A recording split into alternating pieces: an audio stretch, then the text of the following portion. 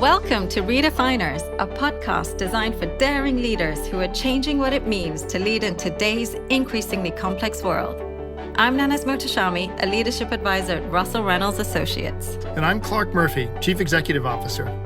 Naz and I have spent our careers exploring what works and what's next in the realm of leadership. In each episode, we ask our guests deep and provocative questions about how they've challenged the norms and how they've redefined their organizations and ultimately themselves as leaders. Also, you can answer this one question: how are you redefining your leadership? Perhaps the boldest question yet. Conversations that matter. Inspiration for us all, whether you're kicking off your career or crafting your legacy. Thanks for joining us. Let's dive in.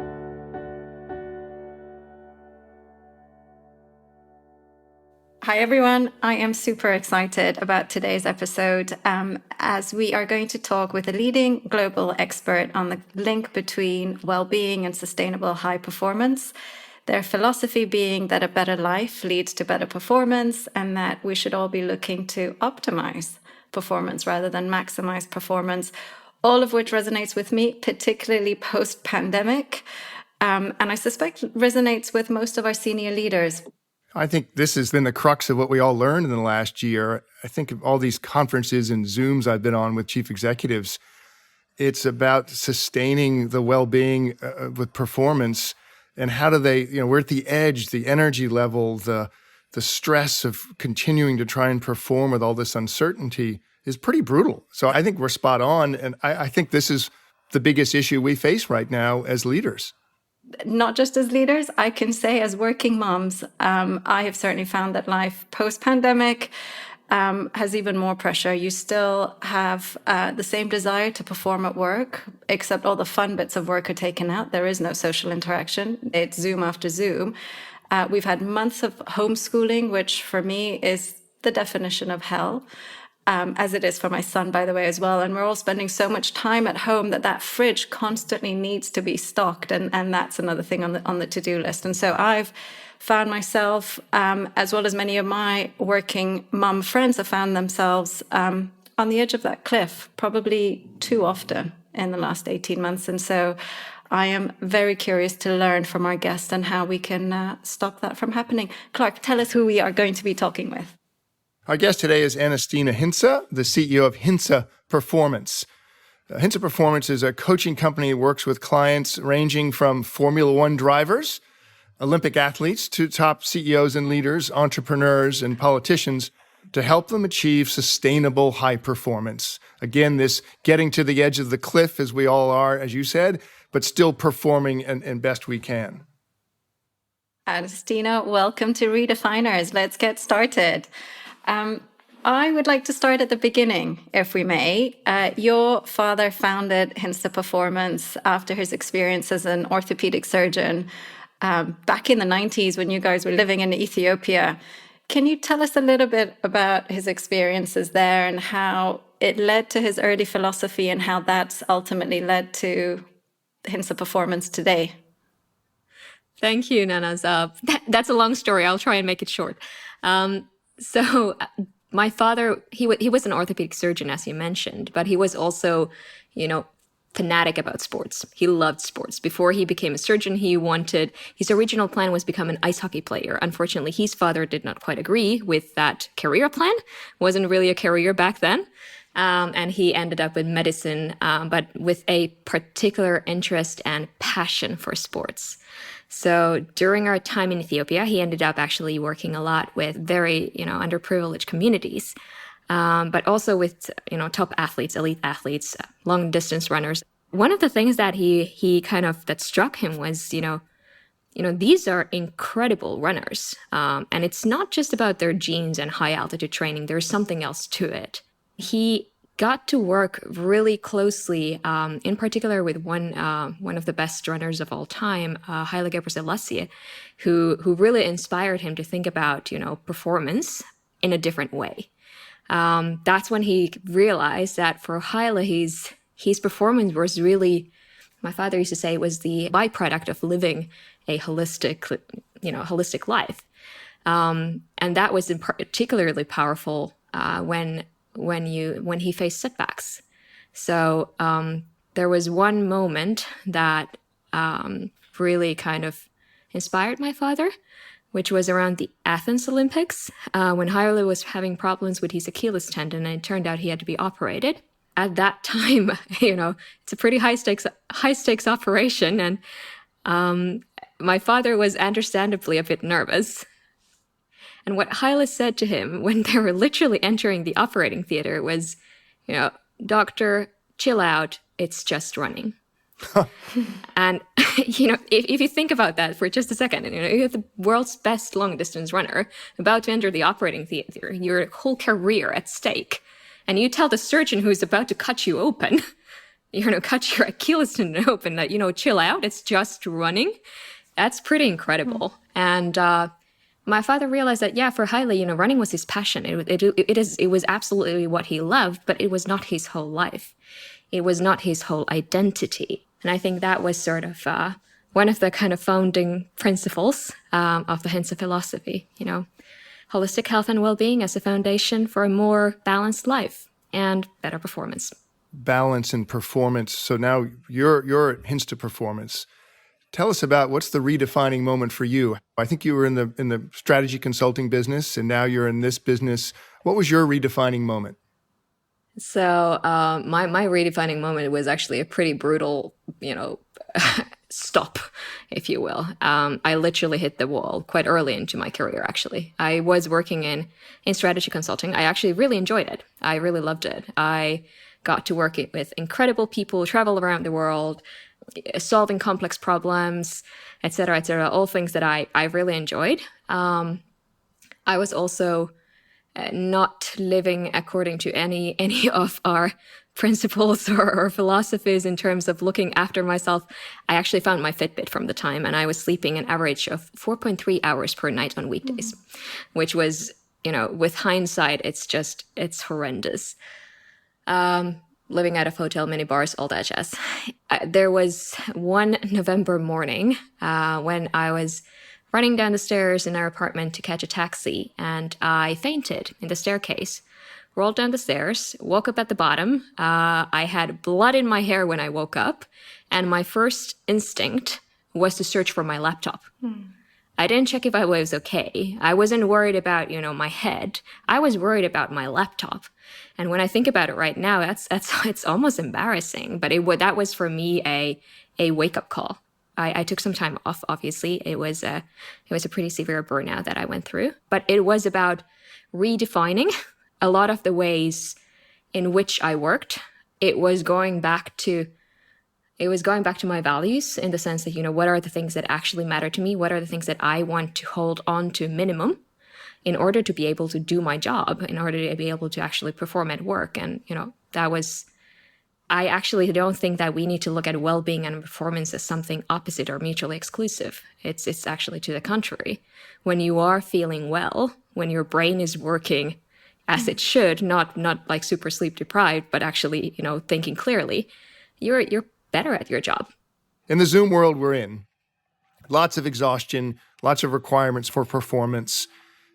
People are trying to figure out, can I have well-being and perform? Do you think you have to get to a burnout stage to be able to find this balance of well-being and high performance? Oh God. That is our mission, so that not everyone has to go through that. I think one of the challenges with burnout in particular, and especially when you talk about burnout in the context of high performance, when you talk about burnout in the context of leadership positions or, jobs that require us, to perform at a high level. The challenge is that a lot of the high performers are actually also at a higher risk because we are, blessed and cursed with with incredible ability to focus, resilience, just able to push a little bit longer, a little bit harder, and until we hit that wall.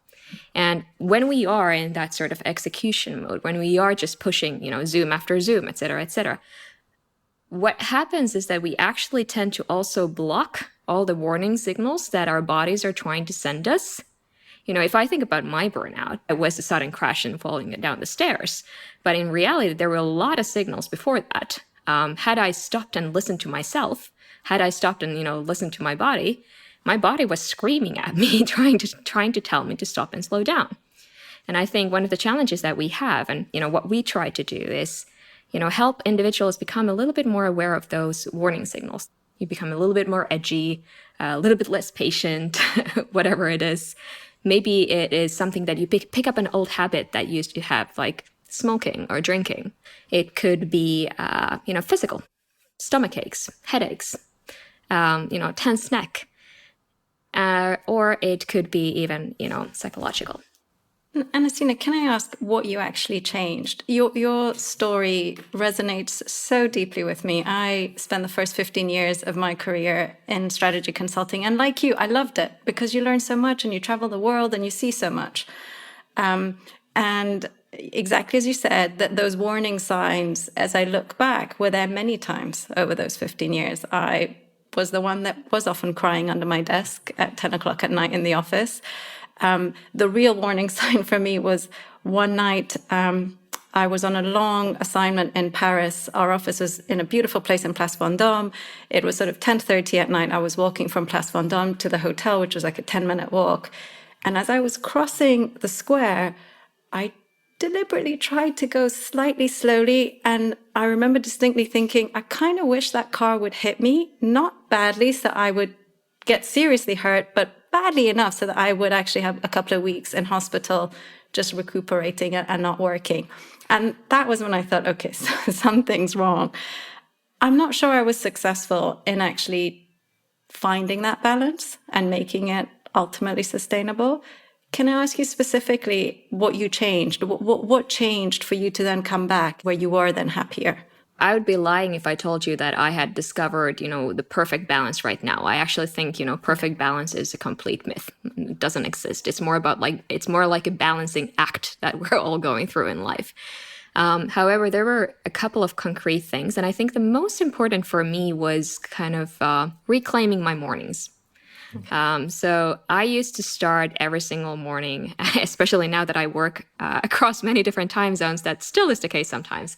You start your morning in a Zoom meeting or a telco or flipping through your emails, or, your inbox is essentially someone else's agenda or to-do list, right? So for me, it was reclaiming my mornings so that I would have the beginning to really sort of take time for myself, actually enjoy my be it my morning run or be it my yoga session or do my, read my newspaper. If I'm tired, just read my newspaper in peace. Then after that, having a little bit of time to think about, hey, what's the one thing that I actually need to get done today? What are the other couple of priorities that I need to kind of be looking for during this week maybe? And, hey, this is the most important meeting that I need to attend to. So I don't look at my cell phone before I've taken a shower. And even just a shower time is like it's my mini break. It's my micro break, which gives me a little bit of time to reflect. A lot of great ideas come to you in the shower. Yeah. And I think the key is, as you said, realizing that you need that recovery time and not feeling guilty during it. Yes. Yes, because I think one of the things that we lose when we are chronically stressed. So stress in itself, by the way, not negative at all. A natural reaction that actually helps us perform. But when it becomes chronic, that's when it gets dangerous. And when we are stressed and sleep deprived, we lose our ability to, decide what's actually important and what's not important to react to. Can we maybe take a step back? Can you, Hintsa Performance is based on a model called the Circle of Life, which I think has sort of 7 elements to it. Can you talk us a little bit about that model and the philosophy behind it? How do we optimize as opposed to maximize? So the model was created originally by my father. If you imagine like a circle in front of you, there are 6 elements: physical activity, nutrition, sleep and recovery, biomechanics, mental energy, and general health. The idea with those elements is that they're all interconnected. Another important element of that circle is what's in the middle, and that's what we call the core. The core is really about 3 questions. Do you know who you are? Do you know what you want? And are you in control of your life? And they may sound like super, super simple questions, but they're actually incredibly hard to answer. Do you ask yourself those questions regularly? I do ask myself those questions regularly. And I think it's also important that we ask them regularly because the answers also change. depending on where you are in life, your answers will change. It really is about, am I spending my time and my energy according to my values? And I think that's a difficult question to answer.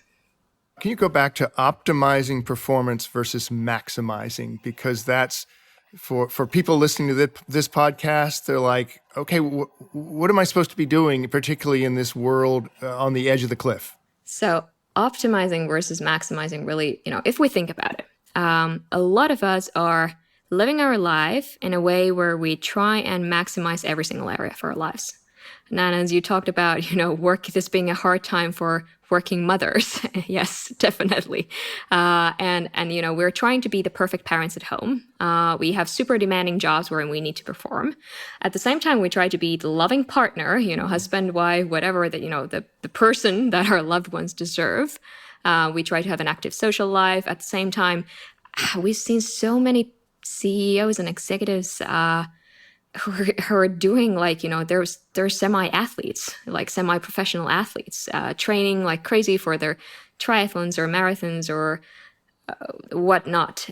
It's really, that idea of pushing yourself to the limit in every single area of your life, and versus thinking about, what are the things that you are actually optimizing for. For an athlete, it's pretty simple. Okay, I want to be the world champion. And then you optimize the rest of your life to support that one goal. For most of us, quote unquote, normal people, it's not quite that simple. We have multiple different goals in our lives. But the idea is that we're not demanding perfection or maximizing our performance in every single area. Instead, we're trying to optimize across those different areas. Dean Stamoulis, a managing director with Russell Reynolds Associates in Atlanta, has some amazing research to share on the link between well-being and performance. We'll be right back. There's a direct correlation. Your employees' well-being and resilience have a big impact on productivity and innovation. So how are organizations prioritizing well-being these days? Russell Reynolds Associates recently surveyed global human resources leaders across industries to find out. Some numbers from that survey: 90% of HR leaders believe there is a strong correlation between productivity and well-being. However, 85% of employees' mental health conditions were undiagnosed or untreated, which can lead to a loss of productivity and ultimately increased burnout rates. And while 94% of HR leaders believed their company should be more focused on well-being going forward, only 14% felt prepared to tackle the well-being of employees in the future. From a leadership standpoint, helping employees manage their well-being is a no-brainer. It increases productivity and retention while reducing burnout and turnover. But employees aren't the only ones who benefit from corporate well-being programs. The broader halo effect creates positive impact on families, communities, and here's a big one, customers. Thinking of creating or transforming your organization's well-being program? Start by looking at these 4 main areas: work environment, people management, health and safety, and work-life balance and optimization. Want to learn more about how you can transform your and your employees' well-being? Learn more at russellreynolds.com/insights. And now, let's get back to our conversation with Annastiina Hintsa. We've read that the Hintsa-supported Formula One drivers won 98% of the races in the past 7 seasons, 11 world championships. So talk about their maximizing and optimizing performance, and how do you help such focused success from a performance from this model? So it's the same model still. It's the same model that applies. And it's, obviously it's a little bit different for an athlete than it is for an executive. There's a lot more emphasis on sort of marginal gains in terms of physical performance, in terms of mental performance, which actually is more important than the physical performance in terms of making the difference at the top, which I do think applies for executives as well. So not just thinking about these incredible, athletes as athletes, but thinking about them as human beings. Who are you when you are no longer a Formula One driver? Who are you? What are the things that are important to you when you are no longer at the track, on the paddock? And I think those questions are really important to ask, and hopefully early on into your career. And that's because that is the strength that it will also help you then, bounce back from setbacks because they're inevitable for every one of us, including the athletes. When we talk about setbacks, I actually spent a lot of time on Formula One sailboat racing across the Atlantic. And we often say that 90% of the performance is before the start line, which is about preparation and the team interactions. But if things go wrong, performance obviously gets affected. We at one point blew out one of our key sails halfway across the North Atlantic. And then you knew you couldn't win. You couldn't come in first. Doesn't mean we couldn't do well. And we suddenly realized we weren't going to maximize. We needed to optimize how we would do to perform as a team and pull it back together. Lots of similarities for me as a chief executive in teams. How do you look at crisis moments or moments that impact, that are unexpected about executive performance to sustain performance through trial or problems? If we try and make it concrete, if we think about, COVID has been a good example for us, right? Especially if you think about leading in a crisis. I mean, this has been definitely a prolonged crisis, prolonged uncertainty, with the added challenge of trying to lead your team remotely, not being really physically there to see what's going on. I mean, it has been, as a CEO, I can say it has been tiring even for me. And I think there it does go back to that idea of well-being, looking after yourself as a foundation for that sustainable high performance. It does go back to really back to the basics. Put your own life vest on first, type of basics. And I think that's it's really easy to forget because as a leader, it's not just about you. It is about the whole kind of company. It's about all these people and all their livelihoods. And I think for many of us, and maybe this is something that has actually changed during COVID as well, because I think there used to be this narrative that we had about these super CEOs and super executives who would just, push through with, waking up at 5 a.m. or 4 a.m. at the golden hours and whatnot. And I think we're slowly starting to realize that really doesn't hold. We actually do need that well-being for ourselves too. You actually need to look after yourself first. That is a priority. Clark, I actually have a question for you. It's funny what we're talking about, people who are perceived to sort of have everything sorted, right? The personal life, work. And Annastiina, at least from my perspective, Clark appears exactly as one of those people, a CEO who everyone loves and has everything sorted. Have you ever had one of those moments, Clark, as CEO? Oh my gosh! The question is, how many of them have I had? But and we have 4 children in 4 years, so there's a lot of them. But I can remember at one point you talk about this 5 a.m. Superman, Superwoman executive. I flew from Latin America to a management committee meeting, an offsite that we had in Stockholm, and I thought, I can handle anything. I was really, really, really tired, and I got in a bad mood. And I hadn't realized I was bringing the whole room down because they're like, oh my God, if Clark's in a bad mood, something's wrong with the company. He's not telling us. And at lunch the second day, one of my most trusted colleagues pulled me aside. He said, Murph, what is your problem? What are you angry about? Because you're bringing the whole room down and this meeting sucks. Like, get a grip, start smiling, and give some positive energy. Like, whatever your problem is, get over it. I had no idea. And my own personal exhaustion gives the physical signals as a leader that everyone thought something was wrong with the company. And I was burned out. I was fried. Obviously, I've never forgotten it, but it happens. I had no idea. Thank goodness he told me. So I have another question to ask then, Annastiina. Here we are, 2021, sitting openly talking about stress and burnout and mental health. It wasn't always the case. And I have another personal story to share that probably goes back to 2004, 2005, where my boyfriend at the time and I were both working in this strategy consulting firm. We had both been promoted to engagement manager, which is probably one of the most stressful roles in consulting, because ultimately the delivery of the project lies on your shoulders. And he was having a particularly hard time with the pressure working in financial services with a not so understanding senior partner. And the senior partner didn't see the signs. And while my boyfriend tried to talk about it, the firm just wasn't receptive. And the ending was quite sad, because here was a very bright previously happy, high-achieving 28-year-old who in the mornings would sit in his bed crying his eyes out because he couldn't actually decide what clothes to pick to wear that day, what shirt to pick to wear that day, and what to have for breakfast. I like to think, 15 years on, we're in a different place. But are we?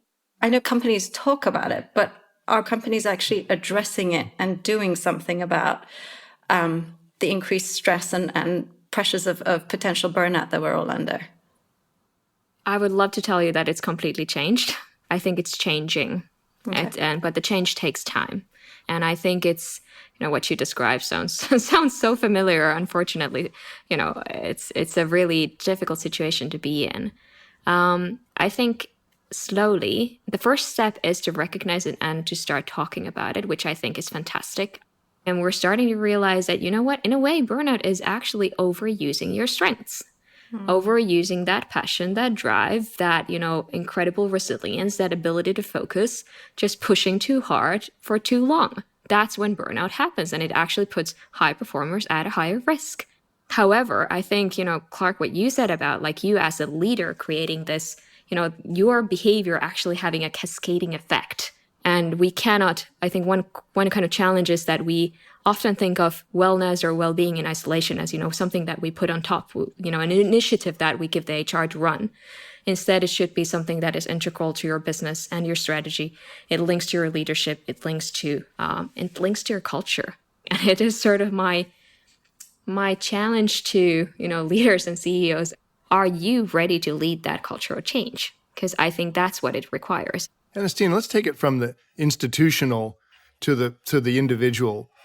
What advice do you give specific? Because behavior change is hard. So for these driven, passionate leaders, what's the specific advice to leaders that they should change as individuals and that it can stick?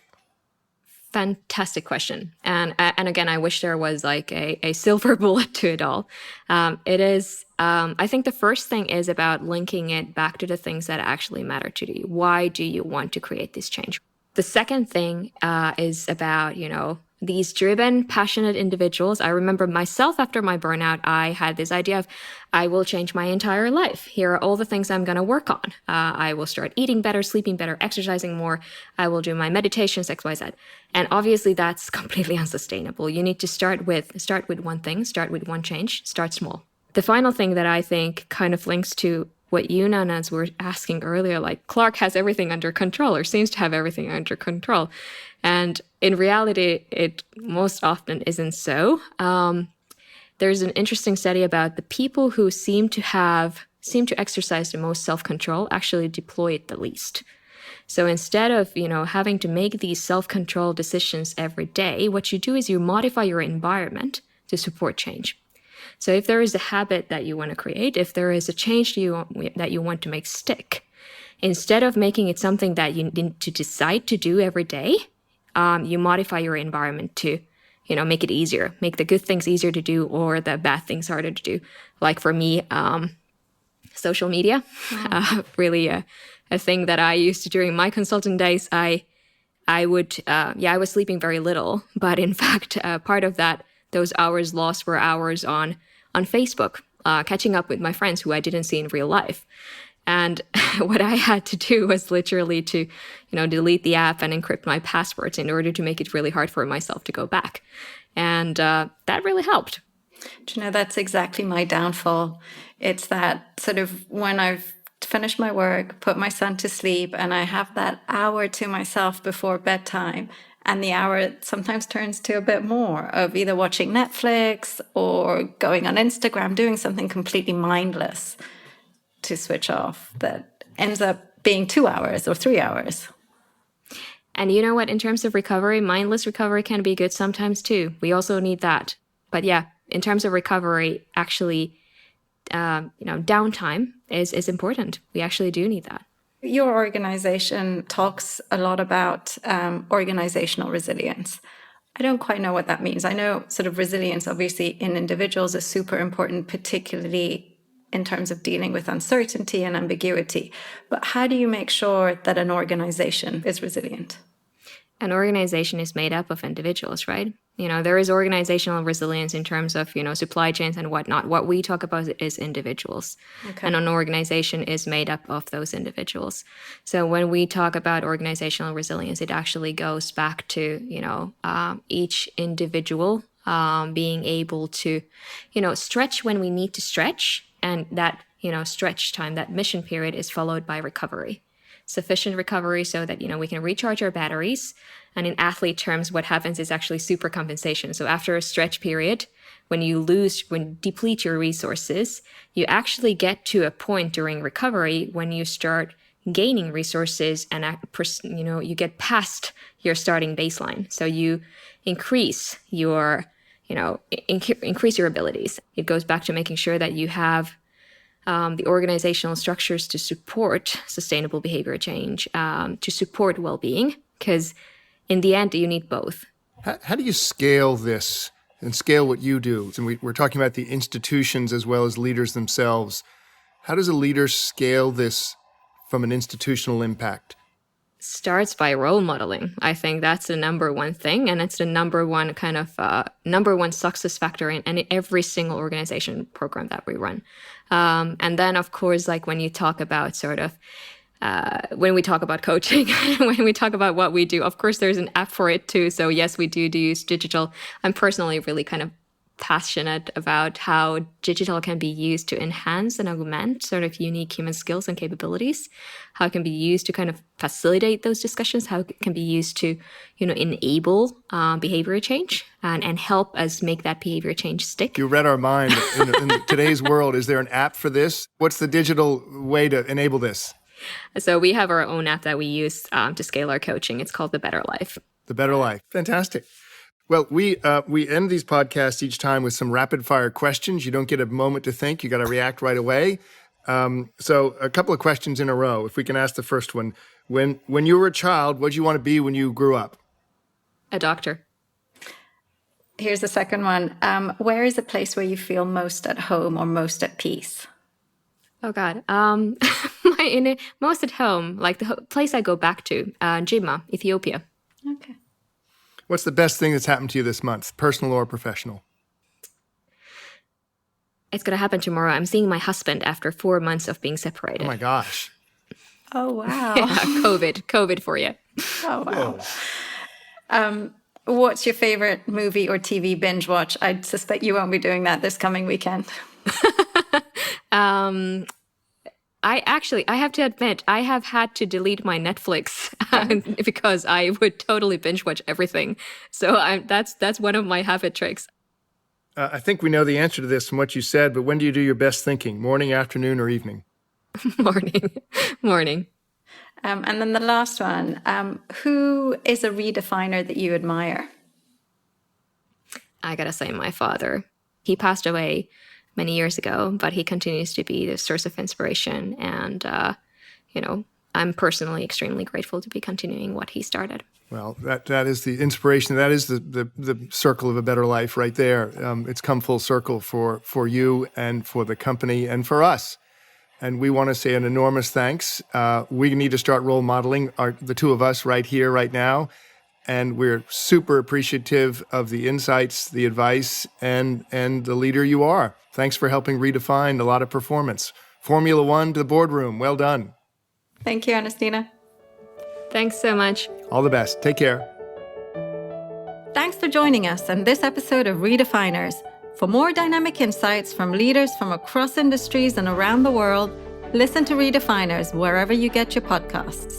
And to learn more or get in contact with us, visit our website at russellreynolds.com, find us on LinkedIn, and follow us on Twitter at RA on Leadership. See you next time.